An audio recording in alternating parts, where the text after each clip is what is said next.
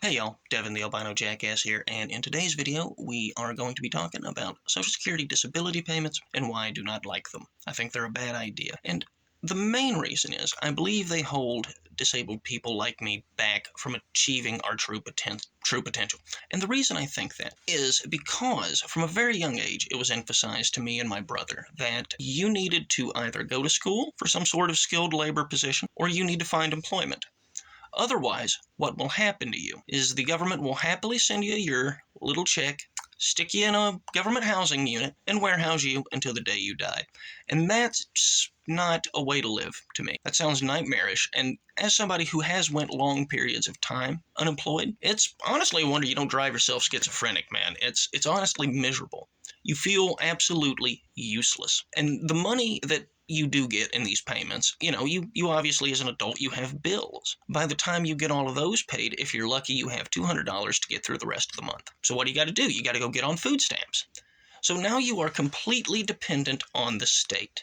That scares the living hell out of me. As somebody who is disabled, and I think a lot of disabled people out there can relate to this, instead of spending all this money just warehousing us and pushing off to the side, how about you put that money into actually teaching disabled people a skill, teaching them things that they will need to learn how to adapt and work around their disability. This, in time, will decrease the number of people who even need it in the first place, which should be the point. And look, there's people who are much more severely disabled than I am, and they 100% completely deserve these payments. Though they should not get this taken from them. I am not speaking to this group of people. I'm speaking to people like me. And to those of you who have a disability and know what I'm talking about, it's a pain. If you live in a rural area like me, transportation's a real big thing, especially as a disabled person. So as I mentioned earlier, you have to resubmit all this paperwork again because they either lose it, they miscalculate it, they throw it away. I don't know. I've had to resubmit the same set of pay stubs 6 times. I counted.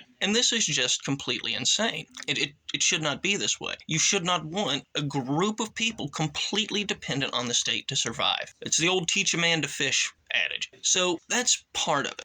The bureaucracy is another part of it. And also just the entire idea of the state being dad just scares the hell out of me. I don't want to do that. I want to make it on my own. I want my own house. I want my future wife to have her own car. I don't want to be completely dependent on the government to survive. I want to be able to do that on my own. And I think a lot of you out there who are disabled understand where I'm coming from on this. And the money they give you is barely enough to survive anyway. So we really got to do something about this. And as I mentioned, vocational training is a big part of that. If you can, as somebody who is disabled, we can do a lot of the things that you would not think we can. It's going to look a little janky. It's going to look awkward as hell, but we can do it.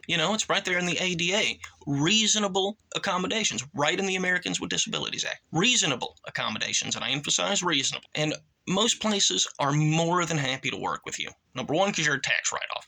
But also, most people are genuinely good people. So, most people genuinely want to help you.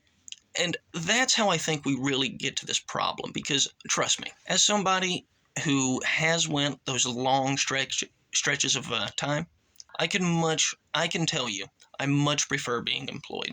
You have a sense of purpose. You have somewhere to be. You're not dependent on the state. You actually have money throughout the month instead of just getting all lump one sum and it's gone in a week because of bills and living expenses. That's what we should focus on, guys. That's what we should focus on when it comes to how we treat our disabled people. Don't shove them off to the side in these welfare projects. Teach us a skill and make hiring more accessible. ZipRecruiter is your friend out there, guys. But guys, when it comes to self-reliance and things like that, it's always been a real big emphasis for me. And as I said, I think about 3 different times now, I just do not want to be dependent on the state. And you shouldn't either.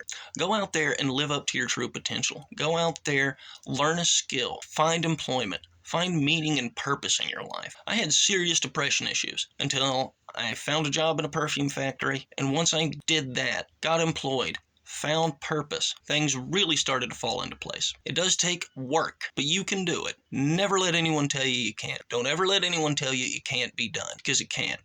But you have to make it happen, and being dependent on the state is not going to make that happen. But anyway, guys, that's my video for today.